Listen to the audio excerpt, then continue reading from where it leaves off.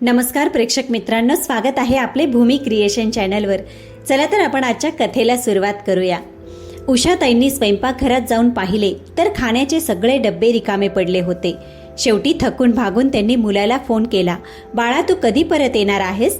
तू ठेवून गेलेले जितके राशन होते तितके सगळं संपलं आहे। कालपासून मी खूप उपाशी आहे। मला वाटले होते की तू काल संध्याकाळपर्यंत घरी येशील, पण आला नाहीस। आता सांग मी काय करू, काय खाऊ? आणि माझ्याकडे पैसेही नाहीत। शेजाऱ्यांकडे मागून खाल्लं तर त्याने तुमचीच बदनामी होईल, पण आता भूक सहन होत नाही रे। असं वाटत आहे की भुकेने माझे प्राण निघून जातील। मुलाशी फोनवर बोलता बोलता उषाताईंचे डोळे भरून आले। आई, तुम्ही हे कमाल करता। तुमच्या सुनेने तुम्हाला सगळे राशन आणि सामान देऊनच ठेवलं होतं की ते एवढ्या लवकर कसं संपलं? आणि हे रडण्याचे नाटक बंद करा। माझ्याकडे इतका वेळ नाही।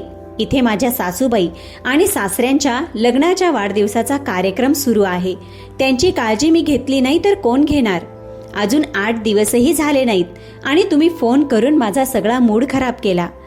समोरच्या काकूंकडून भाकरी मागून खा, पण पुन्हा फोन करून माझा मूड खराब करू नका। एवढे बोलून सचिनने फोन ठेवून दिला। त्याने हेही पाहिले नाही की आई कित्येक वेळेपासून उपाशी आहे। हाच मुलगा लहानपणी जेव्हा भुकेला असायचा तेव्हा घरात धान्य नसले तरी उषाताई शेजाऱ्यांकडून मागून त्याचे पोट भरत असत। त्याला कधी उपाशी ठेवले नाही। आणि आज तोच मुलगा आईला आठवड्याभराचे रेशन देऊन सासरच्या लोकांना खुश करायला निघून गेला। लग्नानंतर मुलगा इतका बदलतो का की त्याला स्वतःच्या उपाशी तहानलेल्या आईवडिलांचे दुःखही दिसत नाही? असा विचार करता करता उषाताईंच्या डोळ्यातून अश्रुधारा वाहू लागल्या। पण या पापी पोटाचे काय करायचे ते परिस्थिती थोडीच समजतं। संकोचाने उषाताईंनी समोर राहणाऱ्या सुनीताताईंच्या घरी जाऊन त्या दिवशी 2 भाकरी मागून खाल्ल्या। पण रोज रोज कसं मागून खाणार?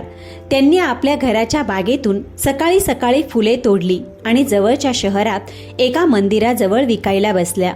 दुसरे काही नाही तरी त्यांच्या दिवसाच्या जेवणाचा खर्च तरी निघत होता। आपल्या मुलाचा अपमान होऊ नये म्हणून त्या चेहऱ्यावर पदर झाकून ठेवत असे। मंदिरात दर्शनासाठी येणाऱ्या लोकांच्या गर्दीत एक माणूस असा होता जो रोज त्यांची दया येऊन कधी त्यांना जेवण तर कधी त्यांच्या हातात पैसे ठेवून निघून जायचा। पण तो जेव्हा जेव्हा उषाताईंजवळ यायचा तेव्हा त्या आपला चेहरा पदराने आणखी झाकून घ्यायच्या। एके दिवशी जोराचे वादळ आले, त्यामुळे मंदिरात दर्शनासाठी कोणीच आले नाही। बिचाऱ्या उषाताई उपाशी तहानलेल्या कोणीतरी येईल या आशेने वाट पाहत होत्या। तेवढ्यात तो माणूस आला आणि मंदिराचे दर्शन करून निघू लागला। वादळामुळे उषाताईंच्या डोक्यावरचा पदर कसा कोण जाणे सरकला। त्या माणसाची नजर ताईंवर पडताच त्याच्या पायाखालची जमीनच सरकली। उषाताईंनी घाईघाईने डोक्यावर पदर घेतला आणि तिथून पटकन निघून जाऊ लागल्या। तो माणूस मात्र अजूनही आश्चर्याने उभा राहून फक्त त्यांच्याकडे पाहत होता। त्यांची अशी अवस्था पाहून त्या माणसाच्या डोळ्यात अश्रू आले। तिकडे उषाताईंचे अश्रू हे वादळासारखे थांबायचं नाव घेत नव्हते। नवरा गेल्यानंतर आपली अशी अवस्था होईल अशा त्यांनी कधीही विचार केला नव्हता। उषाताईंना एकच मुलगा होता। किती लाडाने त्यांनी त्याला वाढवले होते। मुलगा शिकून नोकरीला लागला तेव्हा त्यांनी त्याच्या लग्नाचा विचार केला। शहरातील एका मोठ्या व्यावसायिकाची मुलगी होती।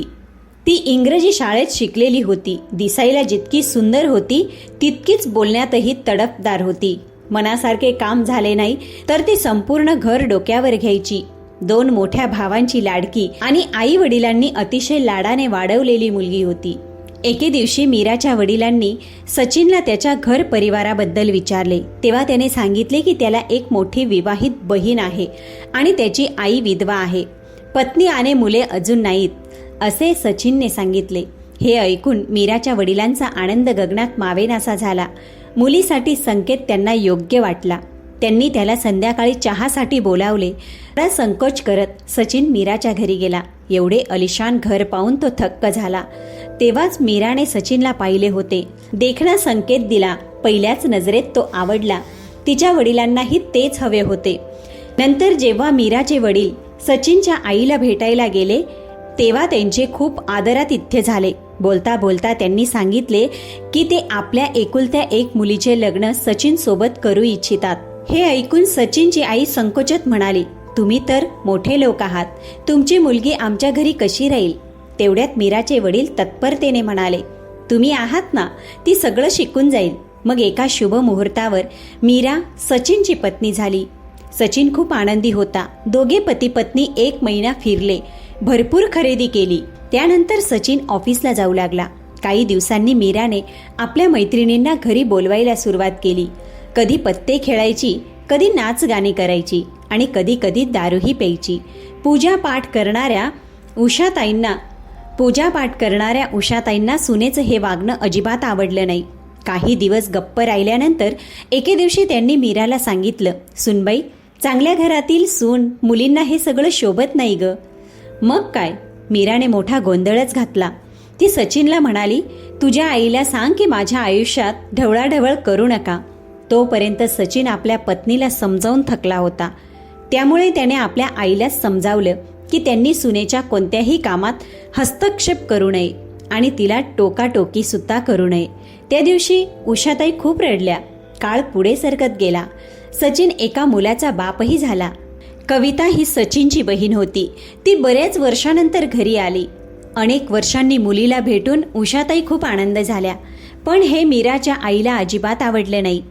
पार्टीच्या दुसऱ्या दिवशी सचिनच्या सासूबाईंनी आरडाओरड करायला सुरुवात केली. माझ्या बांगड्या चोरीला गेल्या आहेत. त्यावेळी कविता आपल्या घरी जात होती.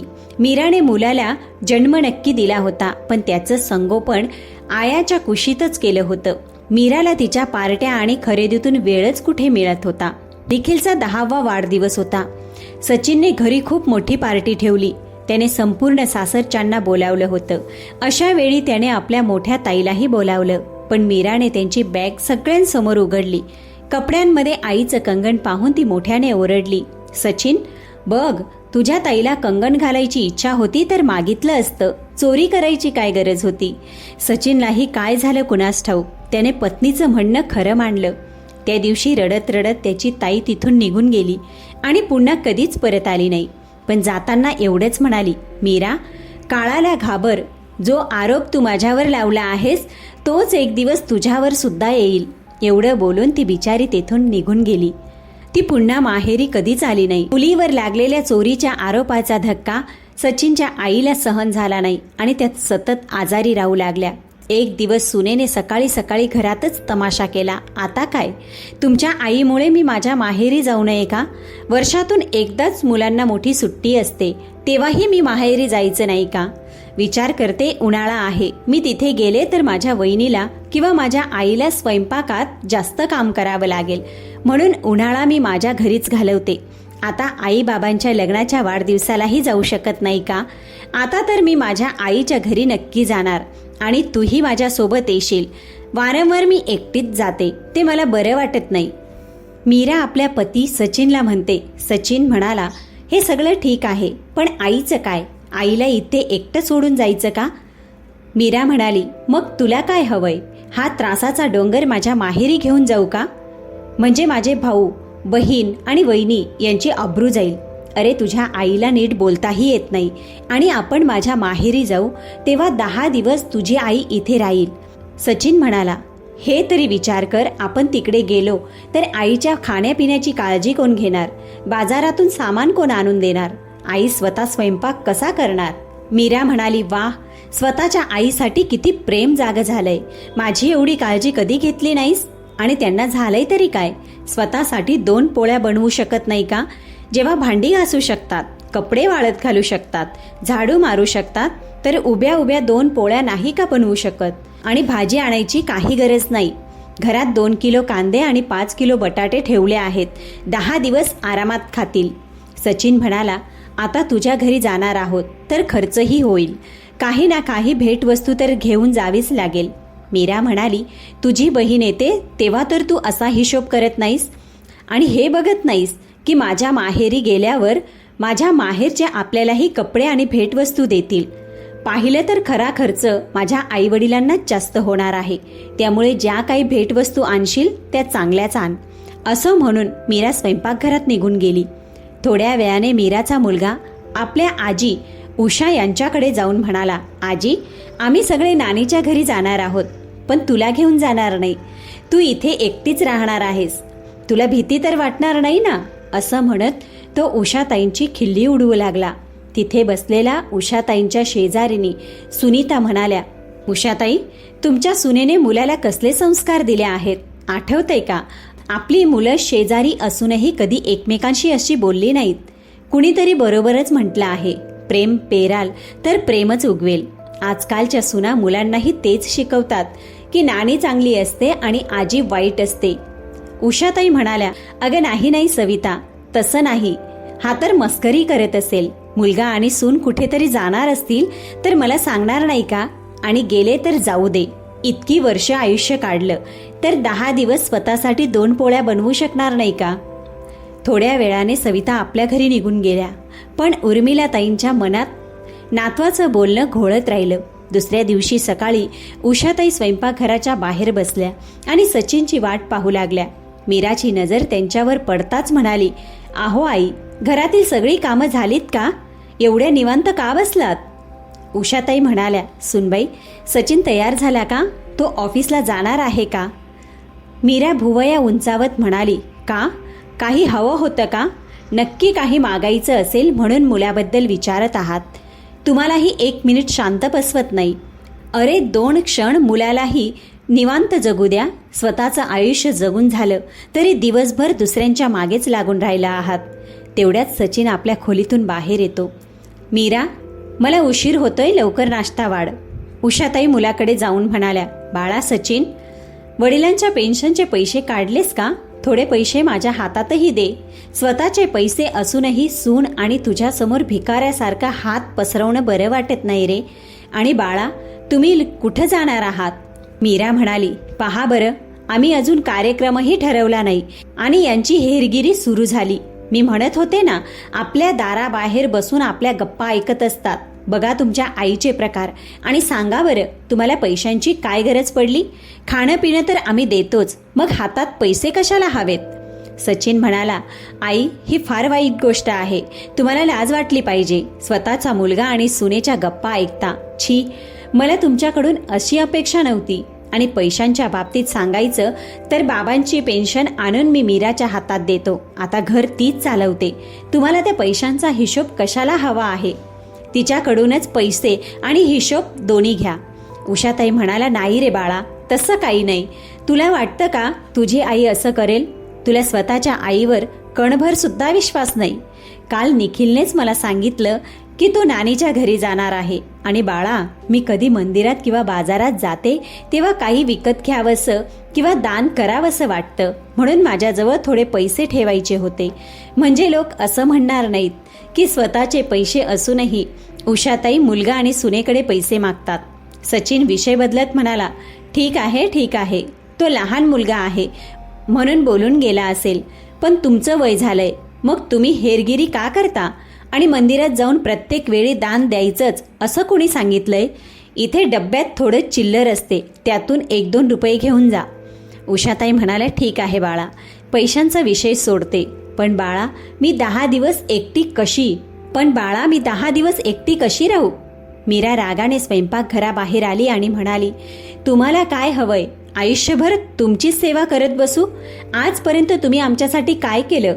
तुमच्यामुळे मी माझ्या आईवडिलांना सोडून देऊ का? हो, आम्ही तर जाणारच. परवा आम्हाला निघायचं आहे. त्याआधी घराची पूर्ण स्वच्छता करून ठेवा. सचिन नाश्ता करून निघून गेला. उषाताई मुलाच्या उत्तराची वाट पाहतच बसून राहिल्या. 2 दिवस मीरा त्यांच्याकडून संपूर्ण घरचं काम करून घेत राहिली. स्वयंपाकघरातील तूप, लोणी, डाळ, बिस्किट आणि अशा सगळ्या वस्तू कपाटात ठेवून कुलूप लावलं. 2 दिवसांनी ते निघायला लागले तेव्हा मीरा म्हणाली, आई, हे पैसे तुम्ही तुमच्याजवळ ठेवा. उषाताई यांचा गळा एकदम दाटून आला. त्यांना वाटलं सुनेला त्यांची काळजी आहे. ती म्हणाली, अगं सुनबाई, मला पैशांची काय गरज आहे? तेव्हा मीरा म्हणाली, मी तुम्हाला मौज मस्ती करण्यासाठी पैसे देत नाही, आपत्कालीन गरजेसाठी देत आहे. आणि हो, घरी 5 किलो बटाटे, 2 किलो कांदे ठेवले आहेत आणि पीठ तांदूळही आहेत. फक्त जपून खर्च करा आणि या 2000 रुपयांचा खर्च या वहीत लिहून ठेवा. आल्यावर मी तपासेन. तुम्हाला फळं आणि भाजीपाला विकत घेण्याची तर काही गरजच नाही. औषधं तर तुमची आहेतच, त्यामुळे मला वाटत नाही की 2000 रुपये खर्च होतील. उषाताई शांतपणे लहान मुलांसारख्या मान हलवत राहिल्या आणि ते लोक निघून गेले. मुलांनाही आजीबद्दल ओढ नव्हती म्हणून त्यांनी मागे वळून सुद्धा पाहिलं नाही. जेव्हा मुलाने इतक्या दिवसातही आईची चौकशी केली नाही तेव्हा मजबुरीने उषाताईंना पोट भरण्यासाठी फुलांचे हार विकण्याचे काम करावे लागले. उषाताई नुकत्याच घरी पोहोचल्या होत्या. तेवढ्यात फोनची रिंग वाजली. ज्याची भीती होती तेच झाले. उषाताईंना आधीच जाणवले होते की तो माणूस असंच काहीतरी करेल, कारण तो फोन उषाताईंची मुलगी कविताचा होता.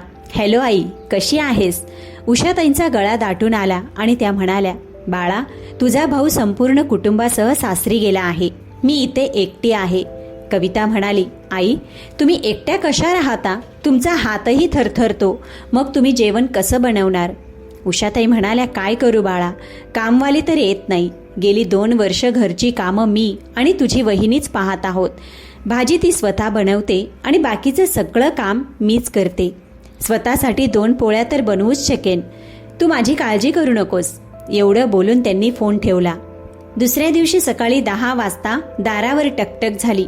उषाताई म्हणाल्या, येते येते, आता कोण आलं असेल? घरी तर कोणी नाही आणि मला भेटायला कोण येणार?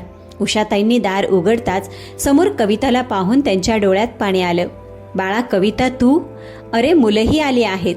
मुलांनी आजी आजी म्हणत उषाताईंना मिठी मारली. त्या दोघांच्या कपाळावर चुंबन घेत म्हणाल्या, या या मुलांनो, आत या. आजपर्यंत या मुलांना फक्त फोनवरच पाहत आल्या आहे. 2 वर्षांनी तुला तुझ्या आईची आठवण आली? कविता म्हणाली, आई, तुम्हाला माहीत आहे ना 2 वर्षापूर्वी काय घडलं होतं? वहिनीने माझ्याच माहेरी माझ्यावर चोरीचा आरोप केला होता, म्हणून मी इथे येणं बंद केलं. पण तुम्हाला एकटं कसं सोडू? आपण इतके परके झालो आहोत का की आम्हाला काही सांगणं तुम्हाला योग्य वाटलं नाही? तो आवाज ऐकून उषाताई दचकल्या, कारण तो माणूस दुसरा कोणी नसून उषाताईंचे जावई होते. त्यांचे डोळे भरून आले. त्यांनी मुलगी आणि जावयाला मिठी मारली आणि म्हणाल्या, खूप बरं केलंस बाळा, तुम्ही आलात. मुलींमुळेच तर घर उजळतं ही गोष्ट सून समजू शकणार नाही. आईच्या मनातलं जाणून घेण्यासाठी कविता म्हणाली, अगं आई, ते सगळं सोड, मला भूक लागली आहे. सांगा काय खायला देणार? उषाताई म्हणाल्या, थांब बाळा, मी आत्ताच काहीतरी आणते. एवढं बोलून त्या स्वयंपाकघरात गेल्या आणि इकडे तिकडे काहीतरी शोधू लागल्या. पण त्यांना काहीच मिळालं नाही, कारण मीरा आधीच सगळ्या वस्तूंना कपाटात कुलूप लावून गेली होती. थोड्या वेळाने कविता स्वयंपाकघरात आली आणि म्हणाली, आई, काही करायचं असेल तर सांगा, मी मदत करते. उषाताई हळव्या झाल्या आणि म्हणाल्या, बाळा, स्वतःच्या पेन्शनचे पैसे असूनही सुनेने मला भिकारी बनवला आहे, असं म्हणत त्या रडू लागल्या. कविताने आईचे अश्रू पुसले आणि म्हणाली, बस एवढीच गोष्ट? माझी आई तर खूप धाडसी होती. अशा छोट्या मोठ्या अडचणींना ती कधी घाबरायची नाही. प्रीतम म्हणाला, आई, बघा, मी 5 मिनिटात सगळं घरपोच कसं मागवतो. असं म्हणत त्याने लगेचच ऑनलाईन भाजी, फळं आणि खाण्यापिण्याच्या वस्तू मागवल्या. कविताने फळं कापून आईला खायला दिली. तेव्हा आई ती अशी खात होती जणू अनेक वर्षांनी ती फळे खाल्लीच नव्हती. घरात गजबज पाहून सविताबाई बाहेर आल्या आणि म्हणाल्या, अगं उषा, कविता, मुलगी आली आहे का? उषाताई हसत म्हणाल्या, हो हो सविता, या ना, बघा. कविता मुलांना घेऊन मला भेटायला आली आहे. आज माझं घर पुन्हा घरासारखं वाटतंय.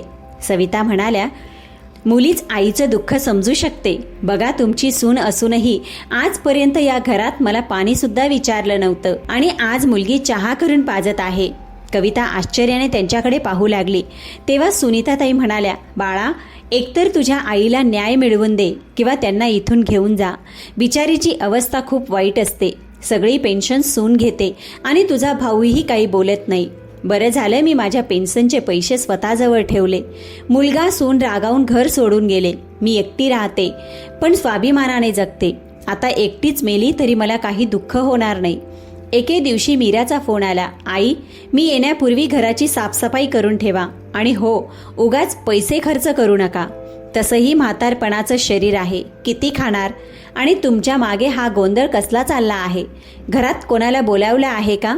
कविताताई गोंधळल्या. सुनबाई, ती म्हणाली, अगं ती काय करत आहे सांगत का नाही?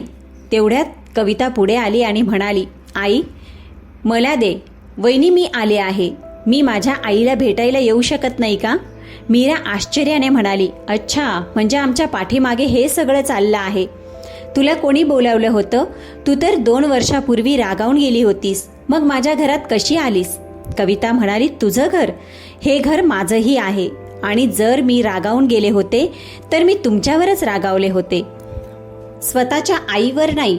आणि माझ्या आईने किती खर्च करावा याची शिकवण तुम्ही देऊ नका. माझी आई कोणावरही ओझं नाही. माझ्या आईला पेन्शन मिळते, जी तुम्ही दाबून ठेवता. आता तुम्ही माहेरी गेला आहात तर निदान तिला इथे शांततेत राहू द्या.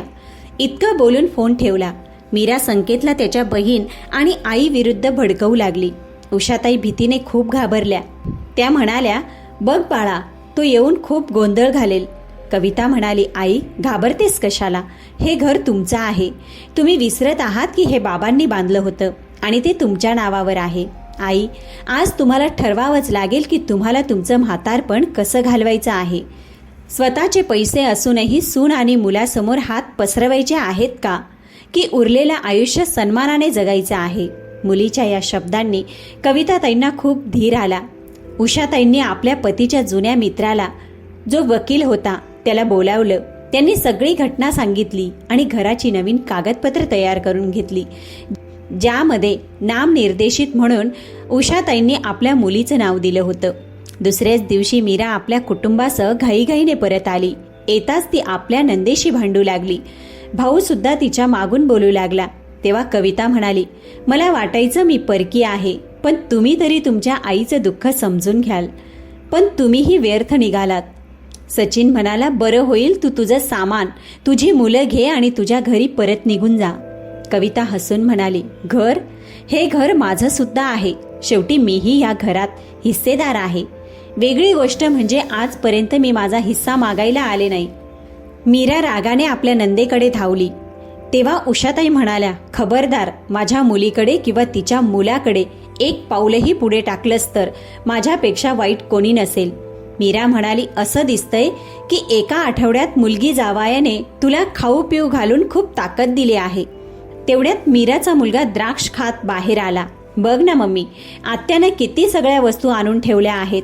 मीरा म्हणाली, हो हो, ते तर दिसतच आहे, पण आता या म्हातारीचंही बिस्तर गुंडाळावं लागेल.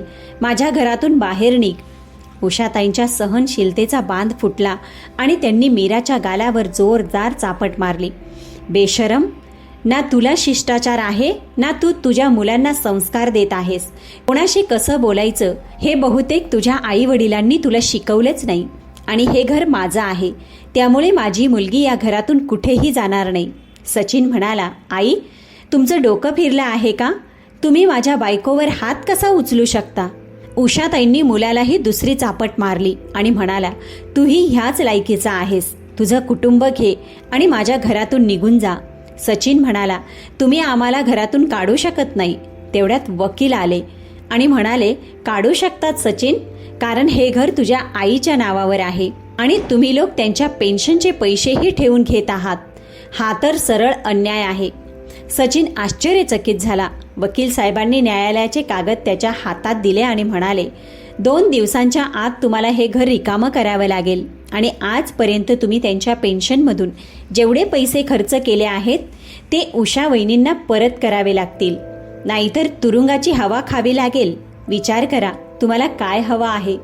आणि मग सचिनने मीराला इशारा केला. दोघेही आईच्या पायांवर पडून रडू लागले आणि माफी मागू लागले.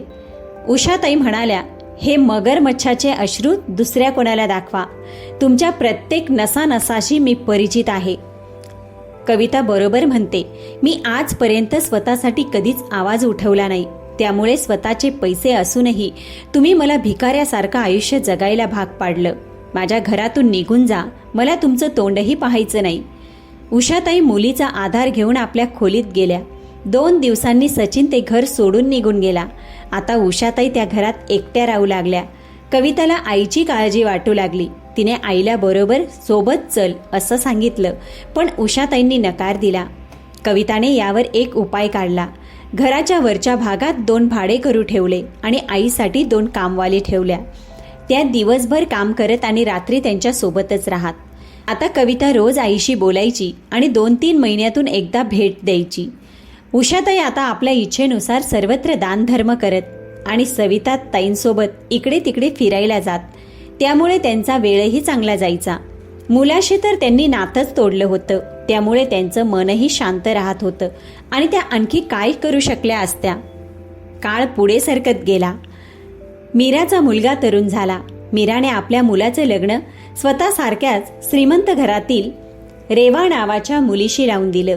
रेवा ही आपल्या सासूप्रमाणे आधुनिक विचारांची होती. आता सासू सून दोघीही सारखेच कपडे घालतात आणि एकत्र पार्टी करतात. हे सचिनला आवडत नव्हतं. त्याने पत्नीला समजावलं की प्रत्येक गोष्ट योग्य वेळीच चांगली वाटते, पण पत्नीने त्याच्या बोलण्याकडे कधी लक्षच दिलं नाही. काळानुसार सचिनचं शरीर अशक्त होऊ लागलं होतं. मीरा ही अशक्त आणि बेडोल होऊ लागली. म्हणून सुनेने त्यांना सोबत घेऊन जाणे बंद केले. वाईट तर वाटले, पण मग मनाला समजावले की चला आता पतीसोबत वेळ घालवेन. शरीराने अशक्त आणि आजारी सचिन यांची जगण्याची इच्छा संपली होती. एके रात्री झोपतच त्यांनी जगाचा निरोप घेतला. त्या वेळेपासून सुनेने सासूकडून घरच्या मालकीनीचा हक्क हिसकावून घेतला आणि घराच्या अर्ध्या भागात त्यांची वावर करण्यास बंदी केली. आणि आज कसे कोण जाणे, मीरा तिकडे गेल्या आणि टेबलाला धडकल्या आणि महागडे शोपीस तुटले. तेव्हा सून आणि मुलगा म्हणाले, काय आई, तुम्ही पहा ना, काही ना काही वस्तू मोडतच असता. गप्प बसून एका जागी बसता येत नाही का? आपल्या सासूशी कडक आवाजात बोलत रेवाने जमिनीवर पडलेल्या तुकड्यांची सफाई करण्यासाठी नोकराला आवाज दिला. निखिलही तेवढ्यात ऑफिसमधून आला होता. तोही आपल्या आईला समजावू लागला. रेवा बरोबरच म्हणत आहे आई, आता तुमचं वय होत चाललं आहे. असं वाटतं तुम्हालाही एका खोलीत बंद करून ठेवावं लागेल, जसं तुम्ही आजीला ठेवत होता. आणि मीरा अवाक होऊन मुलाकडे पाहत राहिली. मोठ्या मालकीनबाई, खोलीत जा ना, आम्हाला जमीन साफ करायची आहे, तुम्ही खोलीत जा. त्यांनी गुडघ्यावर हात ठेवून हळूहळू आपल्या खोलीकडे पावले वळवली. रेवाचा वाढदिवस होता. माहेराहून तिची आई आणि भाऊ आले होते. घरात मोठी पार्टी सुरू होती. सगळेजण नाचत गात होते. पण मीराला आपल्या खोलीतच राहण्याची कडक सूचना देण्यात आली होती. त्यांचे मन फार दुःखी होते. कदाचित आपल्या मागील कर्मांचा पश्चातापही होत असावा. रात्री उशिरा पाणी पिण्यासाठी त्या स्वयंपाकघरात जाऊ लागल्या. तेव्हा त्यांना ऐकू आले की रेवा म्हणत होती, निखिल, मी तर तुझ्या आईला कंटाळले आहे. गप्प बसून राहतच नाही. माझ्या मैत्रिणींसमोर येऊन माझी सतत आबरू घालवते. आता तरी तुम्ही त्यांना वृद्धाश्रमात पाठवा. हो, तू बरोबर म्हणत आहेस, पण या अशा सहज जाणार नाहीत. यांच्यावरही आत्यासारखाच एखादा आरोप. यापुढे त्या ऐकू शकल्या नाही.